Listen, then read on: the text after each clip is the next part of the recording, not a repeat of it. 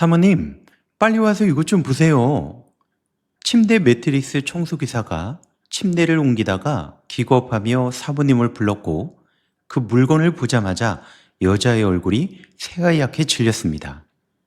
평범했던 그날 오전, 사모님이 침대 밑에서 발견한 것은 과연 무엇이었을까요? 사연 시작 전 구독과 좋아요 눌러주시고 지금 어디에서 보고 계신지 댓글 남겨주시면 그곳으로 좋은 기운 가득 보내드리겠습니다. 안녕하세요. 저는 정은숙이라고 합니다. 올해 47살이고요. 인천 간석동에서 은숙이네 반찬이라는 작은 반찬 가게를 20년째 하고 있어요. 장마가 끝난 7월 초였습니다. 며칠째 침실에서 퀴퀴한 냄새가 빠지질 않았죠. 창문을 열어 환기를 시켜도 소용이 없더라고요. 혹시나 싶어서 매트리스 모서리를 들춰봤더니 시커먼 곰팡이가 손바닥만하게 번져 있었습니다. 소름이 확 돋았어요. 바로 매트리스 전문 청소업체에 전화를 걸었죠.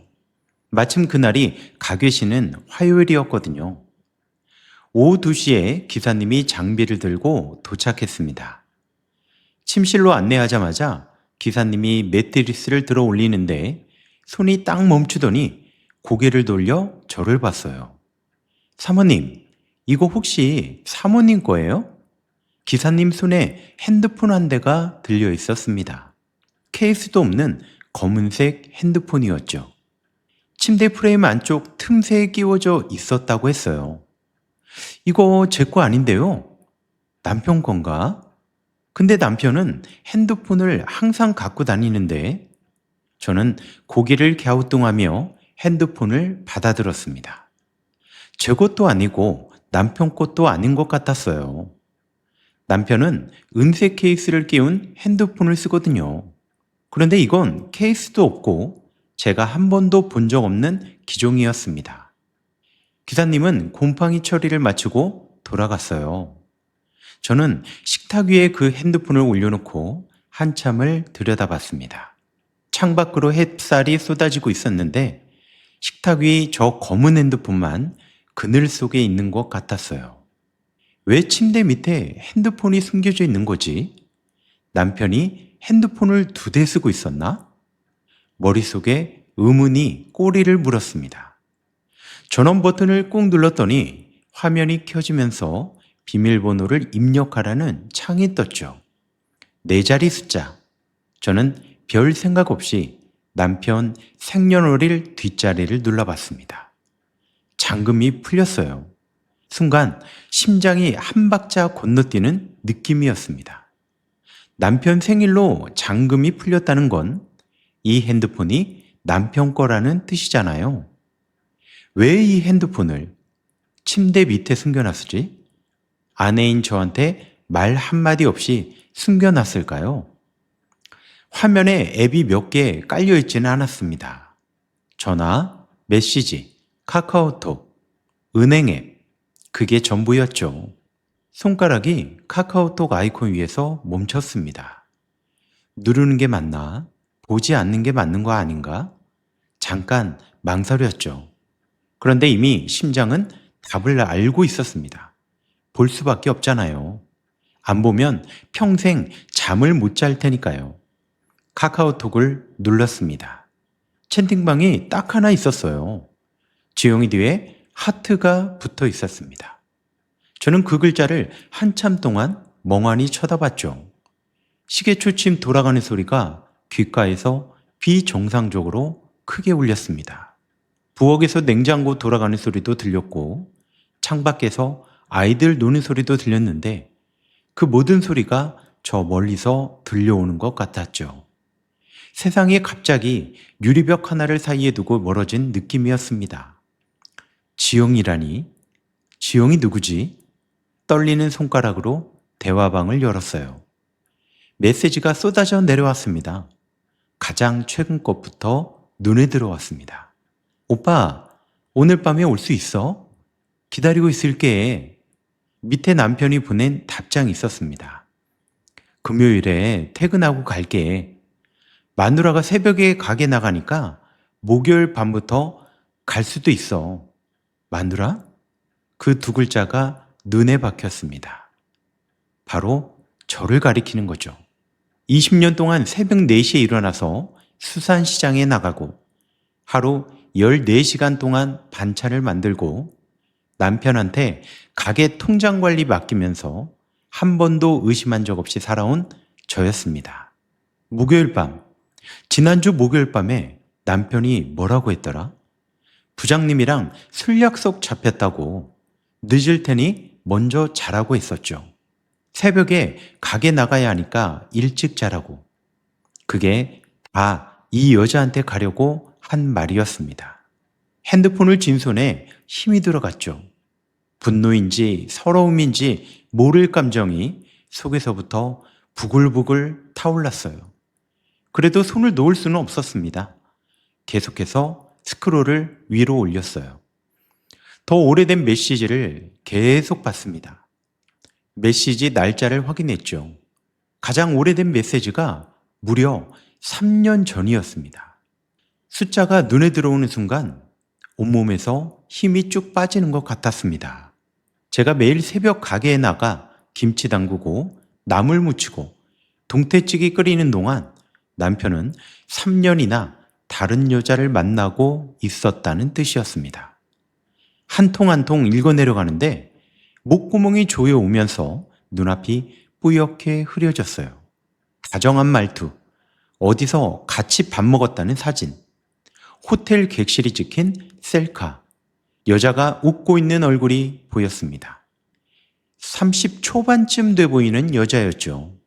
제가 가게 문 닫고 녹초가 되어 집에 들어오면 소파에 누워서 TV만 보고 있던 남편. 야근이라고, 회식이라고, 주말에 골프 약속이라고 했던 그 모든 시간이 전부 거짓이었던 겁니다. 그런데 그때까지만 해도 저는 아직 진짜 지옥을 보지 못한 상태였죠. 메시지를 더 읽어 내려가니까 저는 멈출 수밖에 없었습니다.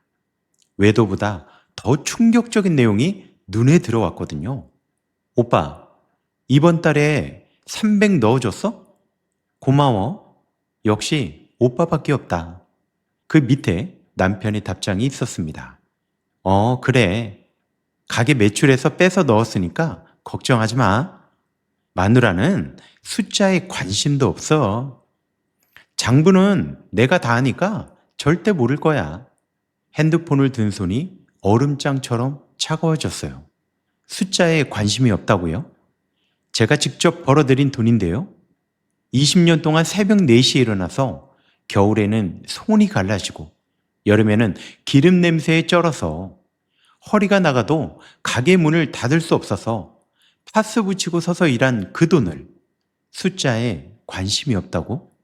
식탁 위에 핸드폰을 내려놓았습니다. 그리고 두 손으로 얼굴을 감쌌어요. 울음이 나올 줄 알았는데 눈물이 안 나오더라고요. 너무 큰 충격을 받으면 울음도 안 나온다는 말이 사실이었습니다. 가슴 한가운데 텅 빈 것처럼 아무것도 느껴지지 않는 순간이 있었어요. 그 텅 빈 자리로 차가운 바람이 쓸고 지나가는 것 같았습니다. 얼마나 그렇게 앉아 있었는지 모르겠어요. 정신을 차렸을 때 창밖이 붉게 물들어 있었습니다. 해가 지고 있었죠. 남편이 퇴근할 시간이 다가오고 있었습니다. 저는 핸드폰을 집어들고 다시 메시지를 읽었습니다. 이번에는 울지 않았죠. 떨리지도 않았습니다. 300이라는 숫자가 매달 반복되고 있었고 어떤 달에는 500이 찍혀 있었습니다. 가게 매출에서 이만큼이 빠져나가고 있었다면 대체 3년간 얼마를 빼돌린 걸까요? 그리고 그 메시지 아래로 더 무서운 대화가 이어지고 있었습니다. 오피스텔이라는 단어가 눈에 띄었어요. 스크롤을 멈추고 그 단어가 들어간 메시지를 다시 읽어봤습니다. 오빠, 오피스텔 계약 언제 해? 9월동 쪽에 마음에 드는데. 남편의 답장이 바로 아래 있었어요. 다음 달에 계약하자. 네 이름으로 해놓을 테니까 신분증 사본 보내줘. 9월동이면 제 가게에서 차로 10분도 안 되는 곳이었습니다. 제가 새벽부터 가게에 나가 김치 담그고 있는 동안 남편은 코앞에 있는 오피스텔에서 다른 여자와 살림을 차리고 있었다는 뜻이었습니다. 핸드폰을 든 채 고개를 들어 침실을 둘러봤어요. 이 침대, 이 이불, 그리고 베개까지. 제가 매주 빨래하고 정리한 이 침실에서 남편은 머릿속으로 다른 여자의 방을 꾸미고 있었던 겁니다. 위장이 뒤집히는 것 같았어요. 메시지를 처음부터 다시 읽기 시작했습니다. 3년 전 4월, 가장 오래된 메시지부터요. 처음에는 어색한 톤이었죠. 한지영 씨, 오늘 미팅 수고했어요. 같은 공손한 문장. 그런데 한 달도 안 돼서 반말로 바뀌고 2달째부터는 서로 오빠 그리고 지영아로 부르고 있었습니다. 사진도 점점 늘어났죠. 카페에서 찍은 사진. 남편이 절대 저한테는 안 하던 V 포즈를 하고 있는 사진. 팔짱을 끼고 웃고 있는 사진. 그 사진들을 보는데 눈이 뜨거워졌습니다. 눈물이 나오려는 게 아니었죠. 분노가 뒤쪽에서 압력처럼 차오르는 거였습니다. 남편은 저한테 사진을 찍자고 한 적이 단 한 번도 없었거든요. 결혼 20년 동안 단 한 번도요. 가족 사진이라고는 딸 수진이 돌잔치 때 찍은 게 마지막이었습니다.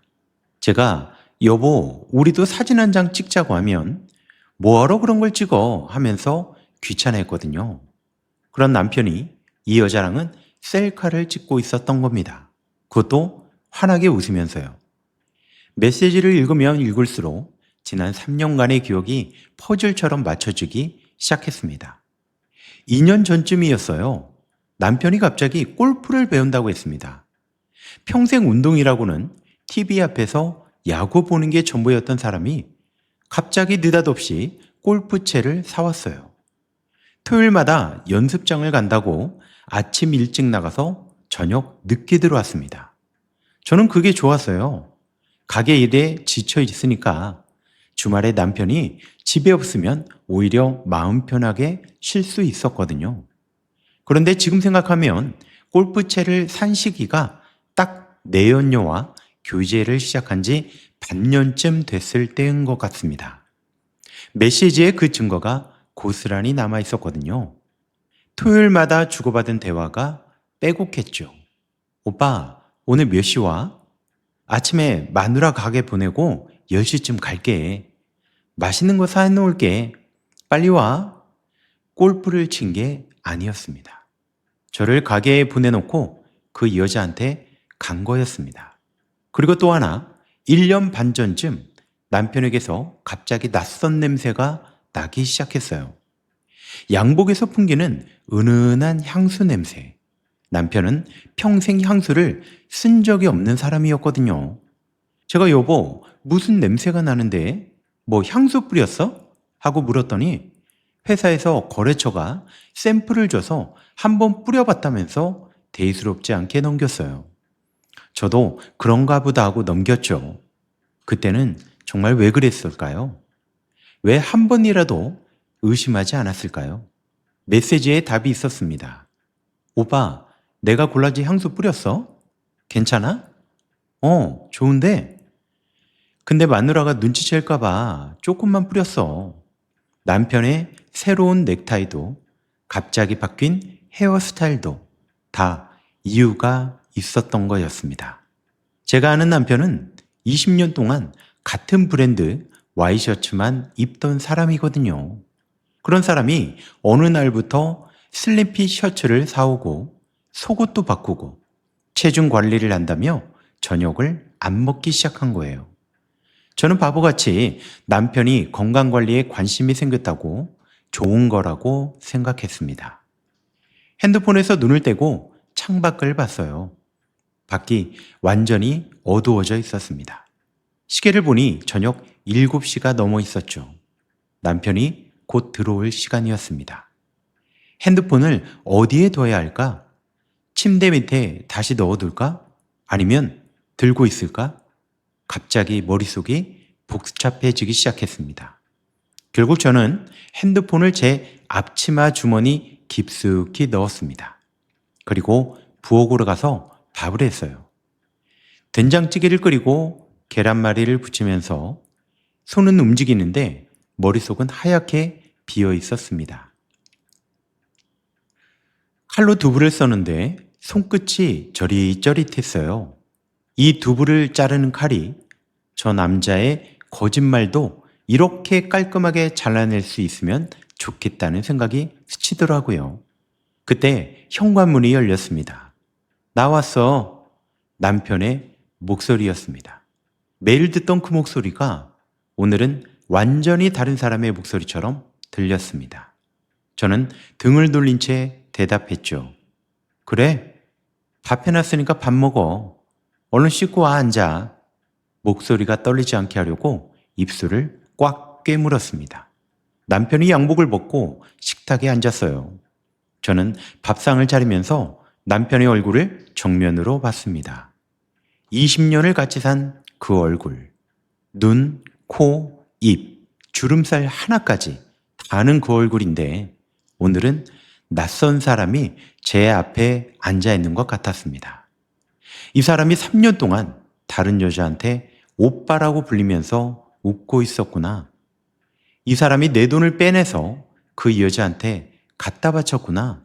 이 사람이 매주 토요일 골프 간다고 거짓말하고 그 여자와 놀고 있었구나. 속이 부글부글 끓어올랐지만 참았습니다. 지금은 때가 아니라고 생각했으니까요. 얼마를 빼돌렸는지, 그 오피스텔에 얼마를 갖다 바쳤는지 아직 모르는 게 너무 많았습니다. 오늘 가게 어땠어? 남편이 된장찌개를 먹으며 물었죠. 예전에는 남편이 가게에 관심이 있어서 묻는 줄 알았습니다. 지금은 그 이유를 알겠더라고요. 매출이 얼마나 들어왔는지를 확인하는 거였습니다. 얼마를 더 빼돌릴 수 있을지를 계산하려고요. 평소랑 비슷해. 여름이라 젓갈류가 좀 안 나가. 목소리가 떨리지 않게 짧게 대답했어요. 남편은 고개를 끄덕이더니 핸드폰을 꺼내 뭔가를 봤습니다. 은색 케이스가 씌워진 그 핸드폰. 겉으로 보이는 핸드폰이었죠. 저는 앞치마 주머니에 들어있는 검은 핸드폰을 느끼며 밥을 떠먹었습니다. 삼킬 때마다 목에 걸리는 것 같았어요. 식사가 끝나고 남편은 소파에 누워 TV를 보고 있었습니다. 언제나 그랬죠. 저는 설거지를 하면서 남편의 등을 살짝 보고 있었습니다. 저 등 뒤에서 3년 동안 이런 일이 벌어지고 있었는데 저는 새벽마다 저 사람 아침밥을 차려놓고 가게를 나갔던 걸 생각하니 정말 화가 치밀어 올랐습니다. 설거지하는 손에 힘이 들어가서 그랬는지 그릇 하나가 밑으로 깨져버렸습니다. 짤그랑 소리에 남편이 고개를 돌렸죠. 왜? 괜찮아? 괜찮아. 손이 잠깐 미끄러졌나 봐. 저는 깨진 그릇 조각을 두으며 고개를 숙였죠. 눈물이 떨어졌는데 다행히 남편은 이미 TV 쪽으로 고개를 돌린 뒤였습니다. 그날 밤 남편은 먼저 잠이 들었어요. 옆에 누운 남편의 숨소리를 들으며 천장을 바라봤습니다. 이 침대에서 이 사람 옆에서 앞으로 얼마나 더 모른 척 할 수 있을까요? 가슴 안에서 뭔가가 부서지는 소리가 났습니다. 소리 없이 무너져 내리는 건물 같았죠. 새벽 3시에 잠이 오질 않고 눈이 떠졌습니다. 평소라면 부스스 일어나서 세수하고 가게로 향했을 시간이에요. 그런데 오늘은 가게가 아니라 앞치마 주머니 속 핸드폰이 먼저 떠올랐습니다. 남편이 코를 골며 자고 있는 걸 확인하고 살금살금 거실로 나왔어요. 부엌 불만 켜고 식탁에 앉았습니다. 핸드폰을 꺼내 다시 켰죠. 어젯밤에 미처 확인하지 못한 것이 있었거든요. 카카오톡 메시지만 보다가 끝났는데 핸드폰에는 은행 앱도 깔려 있었습니다. 어젯밤에 봤던 그 아이콘. 파란색 은행 로고가 어둠 속에서 희미하게 빛나고 있었죠. 제 가게 돈이 어디로 빠져나갔는지 이 앱 안에 다 들어있을 거였습니다. 저는 은행 앱 아이콘을 눌렀습니다. 로그인 화면이 떴는데 자동 로그인이 설정되어 있었어요. 바로 계좌 화면이 열렸습니다. 그때 계좌 하나가 떡하니 떠 있었는데 잔액이 17만 원이라고 찍혀 있었습니다. 예금주 이름은 남편 본명이었습니다. 그런데 이 통장 저는 한 번도 본 적이 없었거든요. 남편이 관리하는 가계 통장은 제가 이름이라도 알고 있었습니다. 그런데 이건 완전히 다른 계좌였습니다. 가계장부에도 세금 서류에도 없는 비밀 계좌였던 거죠. 거래 내역을 눌렀습니다. 화면이 숫자들에 쏟아졌어요. 저는 먼저 입금 쪽을 확인했습니다. 200만 원, 300만 원, 250만 원. 매달 비슷한 금액이 들어오고 있었어요. 입금자 표기는 없고 이체 메모에 가게라고만 적혀 있었습니다. 가게라는 뜻이 무엇일까요? 제 반찬 가게에서 빼돌린 돈이라는 뜻이었습니다. 출금 내역은 더욱 끔찍했어요. 한지영이라는 이름으로 매달 빠져나간 돈이 줄줄이 나열되어 있었습니다. 200만 원, 300만 원, 가끔은 500만 원. 이체 메모에는 생활비, 용돈, 보험료 같은 단어가 적혀 있었습니다. 내연녀의 생활비를 제 가게 매출로 대고 있었던 거예요. 스크롤을 맨 아래까지 내렸습니다. 가장 오래된 거래가 3년 전 5월이었죠.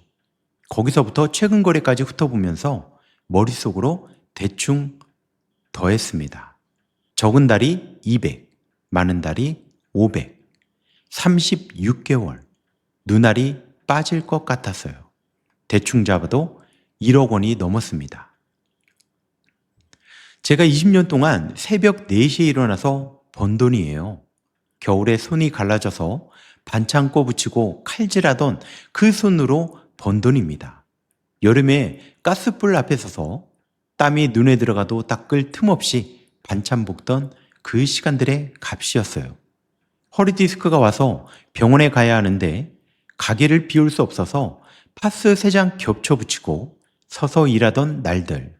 그 모든 시간이 이 숫자 안에 녹아 있었습니다. 그 돈이 고스란히 다른 여자의 통장으로 흘러 들어간 거예요. 핸드폰을 쥔 손에서 힘이 쫙 빠졌습니다. 식탁에 이마를 대고 눈을 감았어요. 그러나 울지 않았습니다. 이미 눈물이 마른 것 같았어요. 대신 뱃속에서 차가운 것이 돌덩이처럼 굳어지는 게 느껴졌습니다. 저는 잠시 정신을 가다듬고 핸드폰의 사진첩을 열었죠. 카카오톡 메시지와 은행 앱만 봤는데 사진첩에 뭐가 있을지 확인해 봐야 되겠습니다. 사진 앨범에는 수십 장의 사진이 저장되어 있었습니다. 처음 몇 장은 내연녀와의 데이트 사진이었어요. 이미 메시지에서 본 것들이라 대충 넘겼습니다. 그런데 중간쯤에서 문서 사진이 나왔어요. 부동산 계약서를 찍은 사진이었습니다. 가만히 보니 전세 계약서였어요. 주소는 인천 남동구 9월동 오피스텔, 전세보증금 7천만 원, 임차인 한지영. 계약서 사진 옆에 다른 사진도 있었어요. 침대가 놓인 방, 새 냉장고, 세탁기, 커튼이 달린 창문. 하나하나 넘길 때마다 속이 뒤집혔습니다. 이 가구들 하나하나가 다 제 돈으로 산 거잖아요. 제가 김치 담그고 나물 무치고 젓갈 버무려서 번 돈으로요. 사진 중에는 가전제품 영수증을 찍은 것도 있었습니다. 에어컨 130만 원, 드럼 세탁기 150만 원, 냉장고 200만 원. 영수증 날짜를 보니 작년 가을이었죠. 그때 남편이 뭐라고 했었나 기억을 더듬어 보니까 회사에서 특히 성과급이 나왔는데 적금에 넣었다고 했습니다. 그 돈으로 내연녀 오피스텔에 가전제품을 채워 넣은 거였어요. 사진첩 맨 마지막에 한 장이 더 있었습니다. 오피스텔 거실에서 찍은 사진이었어요. 새로운 소파 위에 남편과 내연녀가 나란히 앉아서 TV를 보고 있는 모습. 남편이 편한 옷차림으로 다리를 꼬고 앉아 있었어요. 마치 자기 집인 것처럼요. 아니, 남편한테는 거기가 진짜 집이 아니었을까요? 제가 있는 이 집은 출근하는 곳이고 저 오피스텔이 퇴근하는 곳이었던 거예요. 핸드폰을 식탁 위에 내려놨습니다. 그리고 전화기를 들었어요. 이른 시간이라는 건 알고 있었지만 지금 이 순간 이 세상에서 제가 기댈 수 있는 사람은 딱 한 명뿐이었습니다. 그건 바로 제 언니였죠. 신호음이 4번 울리고 잠에서 덜 깬 목소리가 들렸어요. 은수가? 아니, 이 새벽에 왜? 무슨 일 있어? 목소리를 들으니까 그제야 눈물이 터졌습니다. 말을 하려고 입을 벌렸는데 소리가 나오질 않았어요. 목구멍이 꽉 막힌 것처럼요. 은수가 울어? 아니, 무슨 일이야? 지금 이 시간에. 언니 목소리에 급한 기색이 섞여 있었습니다. 저는 간신히 한마디를 말했죠. 언니, 나 좀 도와줘. 지금 당장. 아니, 무슨 일인데 남편이 때렸어? 아니, 그게 아니라 언니, 나 지금은 전화로는 얘기 못하겠어. 와서 말하면 안 될까? 그래, 알았다. 지금 갈게. 전화를 끊고 1시간쯤 지났을까요? 새벽인데도 언니가 택시를 타고 왔죠. 현관문을 열자마자 언니가 저를 안았습니다. 언니 품에서 한참을 울었어요. 말없이 등을 토닥여주는 언니의 손이 따뜻했습니다. 남편은 아직 안방에서 자고 있었어요. 새벽에 언니가 온 줄도 모르고요. 부엌으로 가서 문을 닫고 식탁 위에 핸드폰을 내밀었습니다. 언니가 화면을 하나씩 넘기기 시작했어요. 카카오톡 메시지, 사진, 오피스텔 계약서, 가전 영수증. 언니의 얼굴이 점점 굳어졌습니다. 이 자식이 미쳤구나. 언니가 낮은 목소리로 말했습니다. 입술이 파르르 떨리고 있었죠. 은수가, 너 이거 다 캡처했어? 아니, 아직 못했어. 어젯밤에 발견한 거라 나도 지금 정신이 없어서. 일단 침착하자. 내가 하나씩 다 해줄게. 언니는 제 핸드폰을 가져오라고 했어요. 그리고 남편 비밀 핸드폰의 화면을 하나하나 제 핸드폰으로 찍기 시작했습니다. 카카오톡 메시지 전체, 은행 앱 거래 내역, 사진첩의 모든 사진, 그리고 오피스텔 계약서와 영수증들을 빠짐없이 사진으로 찍었습니다. 그리고 제 클라우드에도 자동 백업이 되게 설정해 놨죠. 이 핸드폰 원래 있던데 다시 넣어놔. 남편이 눈치채면 절대 안 돼. 언니가 단호하게 말했습니다. 근데 언니, 나 이제 어떻게 해야 해? 제 목소리가 기어 들어갔죠. 언니는 제 손을 꽉 잡으며 제 눈을 똑바로 보고 말했습니다. 울지 마. 네가 지금 울고 있을 때가 아니야. 20년 동안 새벽부터 일해서 번 돈을 1억이나 빼돌려 놓고 딴 여자한테 집까지 해줬는데 네가 울면 그놈만 좋은 거야. 지금부터 울지 말고 싸울 준비를 해. 언니의 말에 뭔가가 딸깍하고 맞아들어가는 느낌이었습니다. 맞아요. 지금 울고 있을 때가 아니었어요. 내가 아는 변호사가 있어. 이혼재산 분할 전문가인데 내일 바로 상담 잡아줄게. 그 전까지 절대 남편한테 티내지 마. 알겠지? 저는 고개를 끄덕였습니다. 남편 비밀 핸드폰을 들고 안방으로 살금살금 들어갔죠. 남편은 여전히 코를 골며 자고 있었습니다. 핸드폰을 다시 침대 틈새에 끼워 넣었어요. 정확히 기사님이 발견했던 그 자리죠. 부엌으로 돌아오니 언니가 커피를 타놓고 기다리고 있었습니다. 두 사람이 마주 앉아 김이 나는 컵을 감싸주었습니다. 창밖이 조금씩 밝아지고 있었죠. 곧 가게에 나가야 할 시간이었습니다. 저는 아무 일도 없었다는 듯 가게에 나가서 반찬을 만들고 손님을 받고 설거지를 했습니다. 아무 일도 없었던 것처럼요. 하지만 머릿속에서는 한 가지 생각이 빠져나가질 않았어요. 인천 9월동 오피스텔. 그 안이 어떻게 생겼는지 제 눈으로 직접 확인하고 싶었습니다. 내 돈이 과연 어디로 갔는지, 그 여자가 누구인지, 정말 내 돈으로 어떻게 살고 있는지 이 발로 밟아봐야 할 것 같았습니다. 다음날 오전 남편이 출근하고 가게에 10시까지 갈 필요가 없는 시간대를 골랐죠. 핸드폰에 저장해둔 스크린샷을 꺼내 오피스텔 주소를 확인했어요. 인천 남동구 9월동. 캡처해둔 메시지를 뒤지니까 현관 비밀번호까지 나왔습니다. 남편이 내녀에게 보낸 메시지에 비밀번호 이거야. 새 번호 적어놔 하면서 4자리 숫자를 알려준 게 고스란히 문자로 남아 있었습니다. 저는 택시를 타고 9월동에 도착했죠. 안석동 가게에서 정말로 차로 10분도 걸리지 않았습니다. 이렇게 가까운 곳에서 그 일이 벌어지고 있었다니. 오피스텔은 15층짜리 건물이었죠. 깨끗하고 조용한 동네였습니다. 엘리베이터를 타고 9층에서 내렸어요. 복도를 걸어가는데 다리가 후들거렸습니다. 902호 앞에 섰습니다. 문 앞에 작은 화분이 놓여 있었죠. 제가 가게에서 파는 것보다 비싼 종류의 다육식물이었습니다.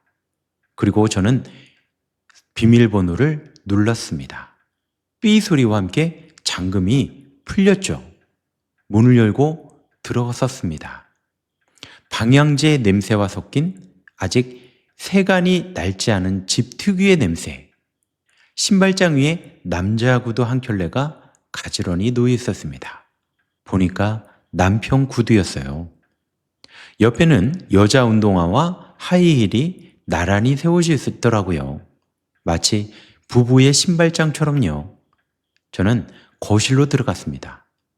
사진에서 봤던 그 소파, 그 TV, 화면 속에 갇혀 있던 것들이 눈앞에 실물로 펼쳐지니까 정말 이상하게 현실감이 더 없어졌습니다.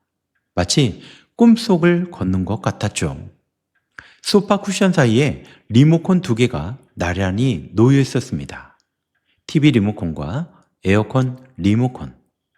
리모컨에 남편 손때가 묻어 있는 게 보였죠. 커피 테이블 위에는 컵 2개가 놓여져 있었습니다. 하나에는 빨간 립스틱 자국이 남아 있었고 다른 하나에는 커피 얼룩만 있었습니다. 남편은 원래 블랙커피만 마시거든요. 20년 넘게 같이 살았으니 이제는 너무나도 많은 것을 알게 된 것 같습니다. 저는 침실 문을 열어봤어요. 퀸 사이즈 침대 위에 이불이 대충 거쳐 있더라고요. 저는 곧장 옷장을 살짝 열어봤습니다. 한쪽에 남편 와이셔츠 4-5벌이 걸려 있었어요. 제가 매주 다려줬던 것과 같은 브랜드의 같은 사이즈의 같은 색깔의 옷이었습니다. 이 남자는 저와 살았던 당시에 입었던 옷을 여기에 걸어놓고 같이 살고 있었던 겁니다. 그때 현관문에서 비밀번호 누르는 소리가 들렸습니다. 심장이 멎는 줄 알았죠. 도망칠 곳이 없었습니다. 원룸 구조라 숨을 데도 없었고요. 현관문이 열렸습니다. 아이 깜짝이야. 뭐야? 누구세요? 키가 크고 마른 여자가 서 있었습니다. 얼굴이 작고 머리가 길고 화장을 하고 있었죠. 사진에서 봤던 그 여자였습니다. 저는 잠시 그 여자를 쳐다봤습니다. 그리고 입을 열었죠.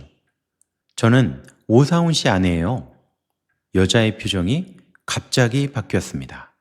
놀라는 게 아니었어요. 눈이 가늘어지더니 입꼬리가 올라갔습니다. 놀랍게도 이 여자는 웃고 있었어요. 아, 아내분이세요? 올 줄 몰랐네. 들어와서 문을 닫더니 하이힐을 벗고 거실로 걸어왔습니다. 가방을 소파에 내려놓는 동작이 굉장히 여유로워 보였죠. 마치 제 집인 양 자연스럽게요. 아니, 그런데 남의 집에 이렇게 함부로 들어오면 되는 겁니까? 그리고 비밀번호는 어떻게 열었어요? 저는 아무 대답을 하지 못했습니다. 그러자 여자가 한 발짝 다가오며 말했죠. 그래요. 궁금하시죠? 내가 어떤 여자인지. 그런데 다 보셔서 아실 거 아니에요? 아줌마, 거울 한번 보세요. 반찬 냄새 찌들고, 손은 갈라 터지고, 허리도 제대로 못 펴는 사람한테 남자가 붙겠습니까? 오빠는 여기서 사람 대접을 받고 있으니까 여기 오는 거예요. 밥 퍼주고 빨래해주는 가정부가 필요한 게 아니라 자기를 남자로 봐주는 여자가 필요했던 거라고요. 그 여자는 너무나도 당당하게 말했습니다. 마치 준비해둔 것처럼요. 아니, 어쩌면 진짜 이 순간을 준비하고 있었는지도 모릅니다. 저는 그 자리에 서서 한마디도 하지 못했어요. 반박할 말이 없어서가 아니었습니다. 온몸에 힘이 빠져서 입이 열리지 않았죠. 반찬 냄새라는 말이 가슴에 모처럼 박혔습니다. 20년 동안 새벽부터 반찬을 만들어서 가족을 먹여 살린 게 반찬 냄새가 된 거예요. 떨리는 손으로 핸드폰을 꺼내 남편에게 전화를 걸었습니다. 신호음이 3번 울리고 남편이 받았어요. 아, 왜 전화한 거야? 나 지금 9월동에 있어. 얘기 들었어. 다 알고 왔어. 잠깐 침묵이 흘렀습니다. 그리고 남편이 입을 열었어요. 다 알았으면 됐잖아. 나 어차피 너랑 정리할 생각이었어. 이왕 이렇게 된 김에 우리 이혼하자. 그게 전부였습니다. 미안하다는 말도 변명도 당황도 없었죠. 정리할 생각이었다는 말은 이미 오래전부터 저를 버릴 계획이었다는 뜻이었습니다. 전화가 끊겼어요. 제가 끊은 건지 남편이 끊은 건지 기억이 나질 않습니다.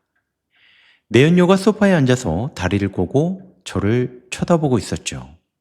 불쌍하다는 듯이 혹은 비웃는 듯이 정확히 어떤 표정이었는지는 기억이 나질 않습니다. 저는 현관으로 걸어갔습니다. 신발을 신는데 손이 떨려서 신발 뒤축을 제대로 못 펴겠더라고요. 꾸깃꾸깃 꾸겨 신고 그냥 문을 열고 나왔습니다. 엘리베이터를 타고 1층에 내려왔어요. 로비를 지나 밖으로 나왔는데 다리에 힘이 풀려서 건물 옆 화단벽에 주저앉고 말았습니다.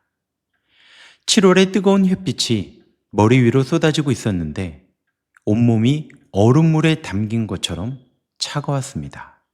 20년 동안 하루도 쉬지 않고 반찬을 만들어 왔습니다. 20년 동안 손이 갈라지고 허리가 나가고 무릎이 닳을 때까지 일한 그 세월이요. 그 시간의 끝에서 제가 받은 보상은 정리하자는 한마디와 반찬 냄새 나는 아줌마라는 말이었습니다. 저는 화단에 앉아서 한참을 울었어요. 지나가는 사람들이 쳐다봤을 텐데 상관이 없었습니다. 가슴 속에서 20년치의 서름과 눈물이 한꺼번에 쏟아져 나왔습니다. 얼마나 울었는지 모르겠어요. 정신을 차렸을 때 핸드폰이 울리고 있었습니다. 언니였죠. 은수가 가게 안 열었다고 단골 아줌마한테서 연락이 왔어. 너 지금 어디야? 입을 열었는데 울음밖에 나오질 않았습니다. 은수가 너 지금 어디야? 내가 갈게. 9월동이라는 말을 겨우 짜냈죠. 30분 뒤에 언니가 택시에서 내렸습니다. 화단벽에 주저앉아 있는 저를 보더니 달려와서 아무 말 없이 안아줬죠. 언니 품에서 또 울었습니다. 저는 택시를 타고 언니 집으로 갔습니다. 언니 집 거실에 앉아서 오피스텔에서 있었던 일을 처음부터 끝까지 말했죠. 내인녀가 한 말, 전화기 너머로 들은 그 남자의 목소리, 정리하자는 한마디. 다 말하고 나니까 속이 텅 비어 있었어요. 언니는 다 듣고 나서 한참 동안 말이 없었습니다. 그러다 테이블을 탁 치며 일어났어요. 내일 변호사한테 간다. 송민재 변호사. 이혼 재산 분할 20년 넘게 한 사람이야. 내 친구 남편 바람 사건 때 맡았던 분인데 일 정말 잘해. 내가 지금 전화 넣을 테니까 넌 오늘 여기에서 자. 그날 밤 언니 집 작은 방에 누워서 천장을 봤습니다. 이제 20년을 같이 산 집에 돌아가면 그 남자와 마주쳐야 하는 거잖아요. 같은 식탁에서 앉아 밥을 먹고 같은 침대에 누워야 하는 거지 않습니까? 생각만 해도 위장이 뒤틀렸습니다. 다음날 오전 11시 부평에 있는 송민재 변호사 사무실에 도착했습니다.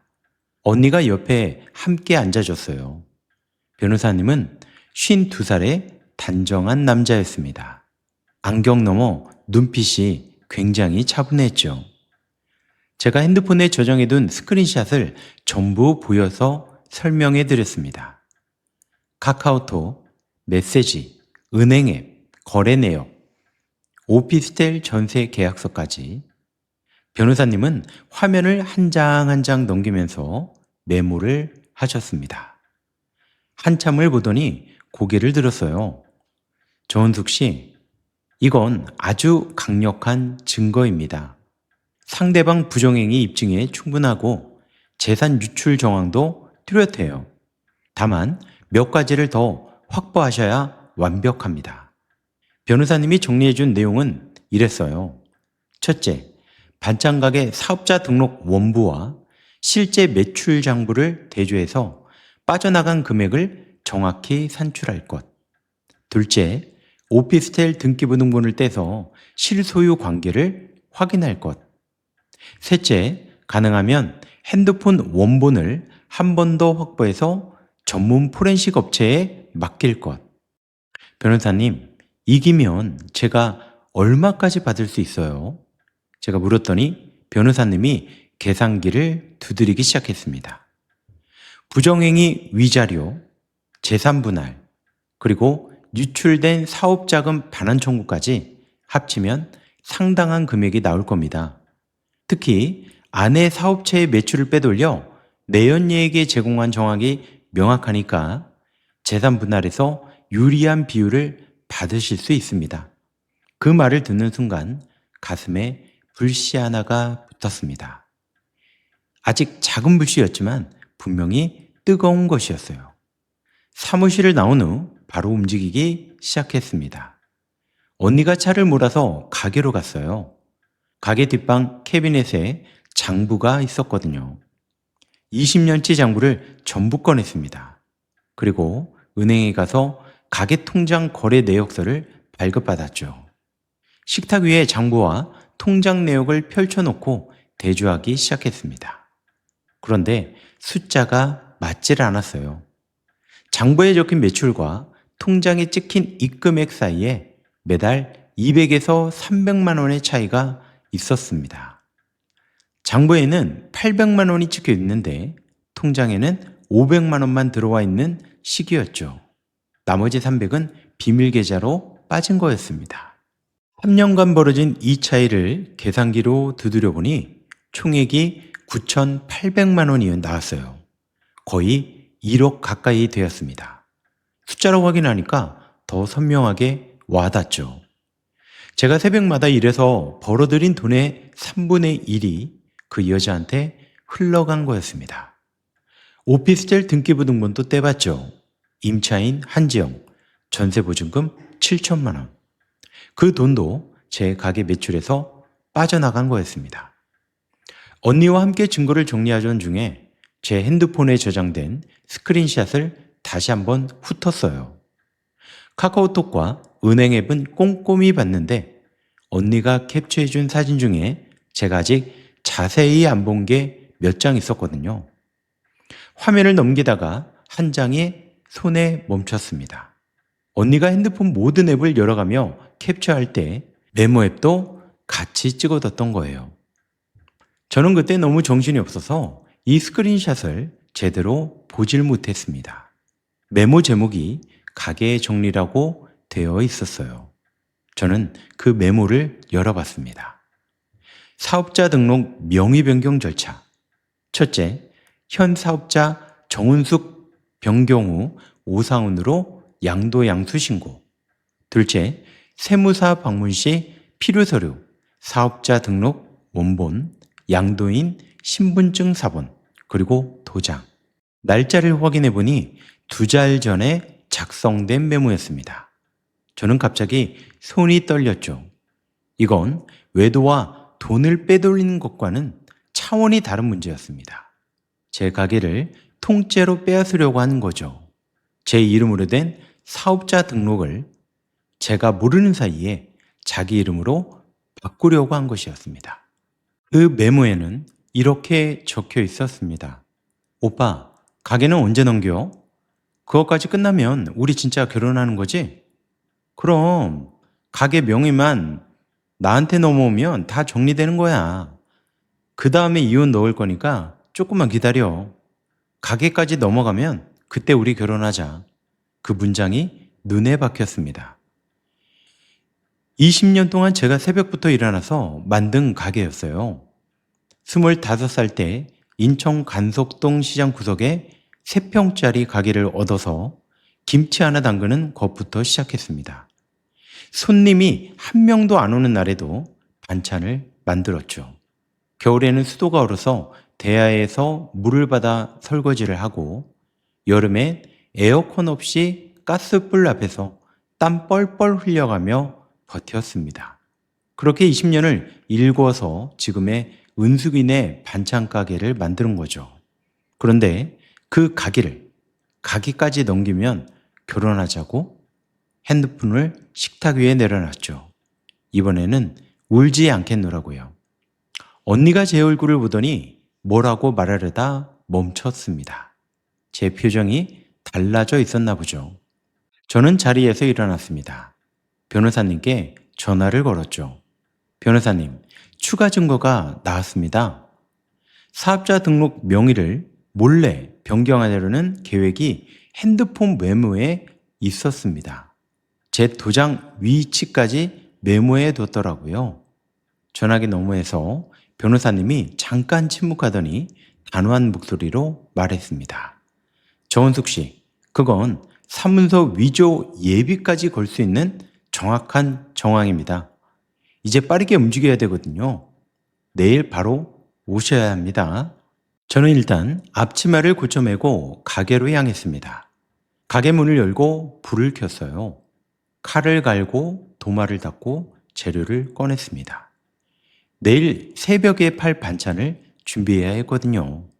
이 가게는 제 이름으로 된 제 가게입니다. 속으로 생각했죠. 누구한테도 빼앗기지 않을 겁니다. 다음 날부터 전쟁이 시작됐습니다.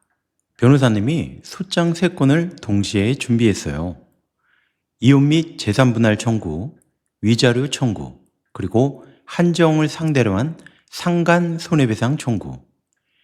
제가 모아온 증거, 카카오 메시지, 은행 앱, 거래 내역, 오피스텔 전세계약서, 가전영수증, 그리고 가계 장부와 통장 대조 결과를 변호사님이 정리해서 법원에 제출했습니다.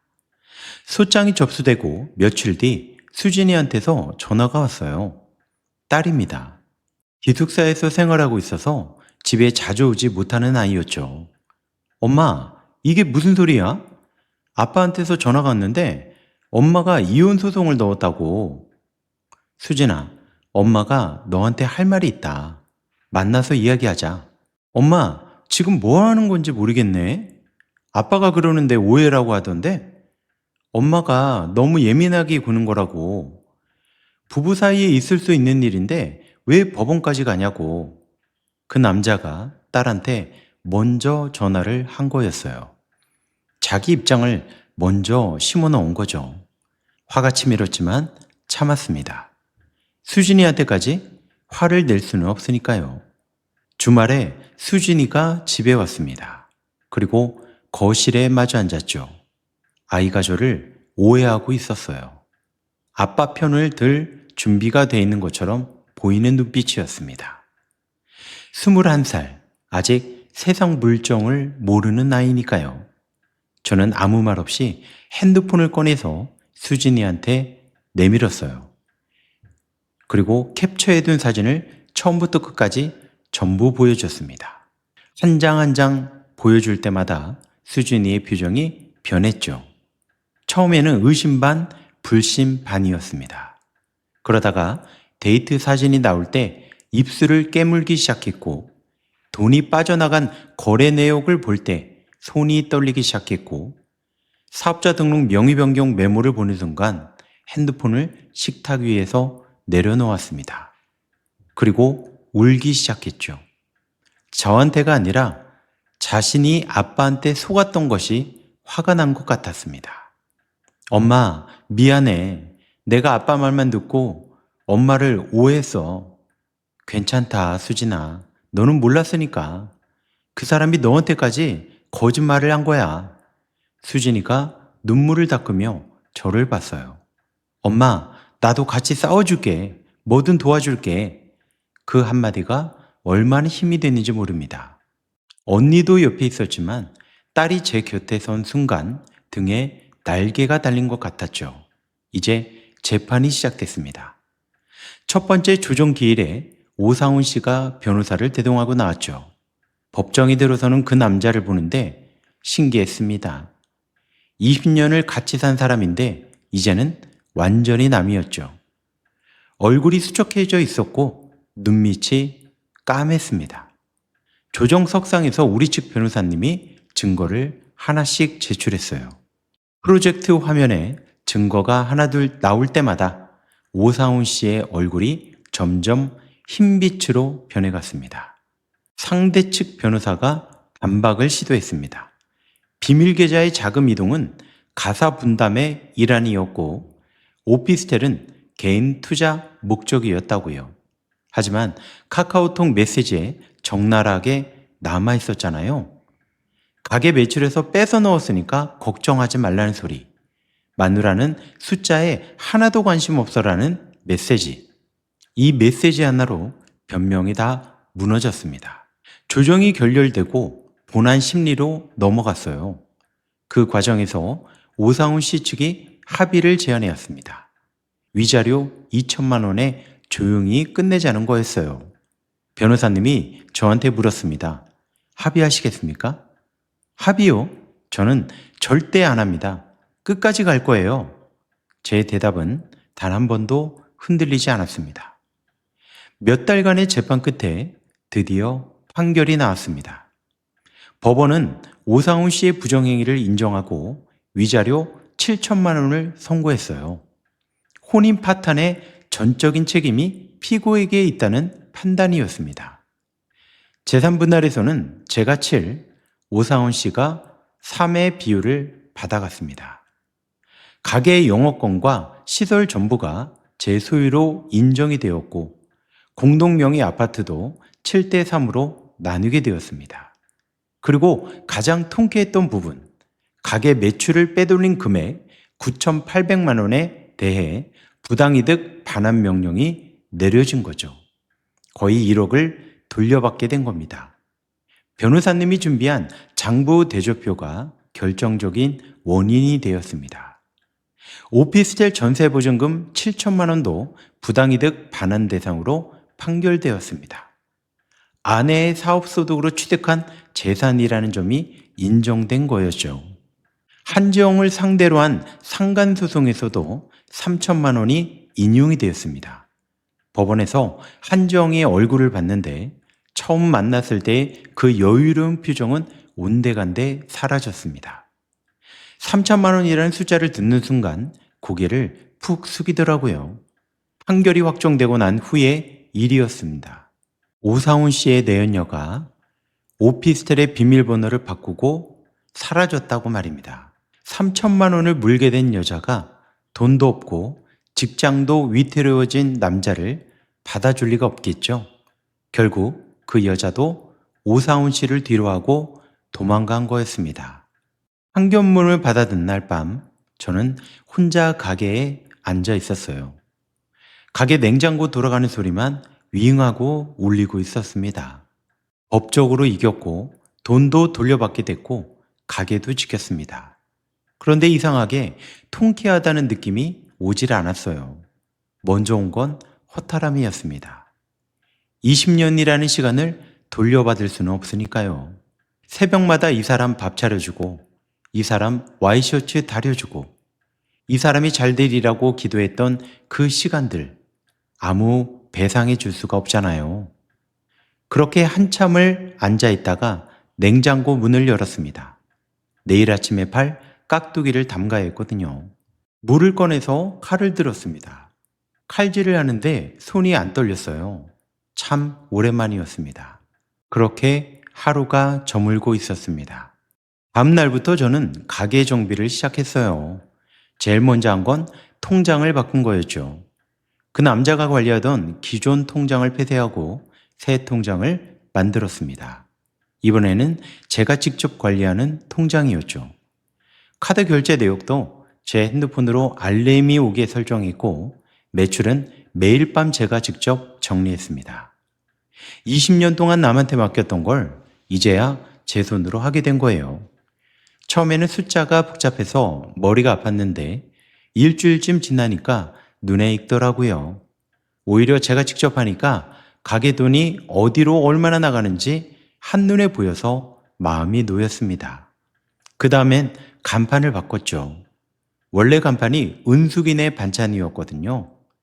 20년 전에 달았던 거라 글씨도 바랬고 조명도 깜빡거렸습니다. 간판 업체에 새로 맡겨서 깨끗한 흰 바탕에 초록색 글씨로 은숙이네 반찬이라고 다시 새겼습니다. 이름은 같은데 간판은 새 거예요. 저도 마찬가지였죠. 정은숙이라는 사람은 같은데 안에 든 게 확 달라진 거였습니다. 간판 다는 날 수진이가 왔어요. 기숙사에서 아침 일찍 버스를 타고 온 거죠. 엄마, 나 방학 동안 가게 도울게. 대학교 3학년이면 취업 준비도 할 시간이 부족할 텐데 이 아이가 제 곁에 와준 거예요. 앞치마를 두르고 주방에 서는 수진이를 보는데 콧등이 시큰했습니다. 그 아이가 이제 저보다 키가 크고 칼질도 제법 하고 무거운 반찬통을 번쩍 들어 나르더라고요. 엄마, 깍두기 이만큼 잘랐는데 이거 맞아? 아니, 좀 더 작게 썰어야지. 어르신들이 드시기 편하게. 수진이는 혀를 내밀며 웃었습니다. 서툴지만 열심히 하는 모습이 저 젊었을 때랑 닮았더라고요. 이혼하고 3달쯤 지났을 때 어느 날 새벽에 평소처럼 수산시장에 나갔어요. 새벽 4시 반. 시장에 생선 트럭이 들어오고 채소 상자가 쌓이고 상인들이 고함을 치며 하루를 시작하는 그 풍경은 20년 전이나 지금이나 똑같았어요. 멸치를 고르고 물을 사고 두부를 실어서 가게로 들어왔습니다. 불을 켜고 앞치마를 두르고 칼을 잡았죠. 같은 새벽, 같은 시장, 같은 가게. 그런데 느낌이 달랐습니다. 예전에는 이 새벽이 의무였거든요. 가족을 먹여 살려야 하니까. 남편한테 가게 돈을 갖다 줘야 하니까. 쉴 수 없으니까 일어나는 새벽이었습니다. 눈을 뜨면 피곤함부터 물려왔고 가게에 서면 허리부터 아팠죠.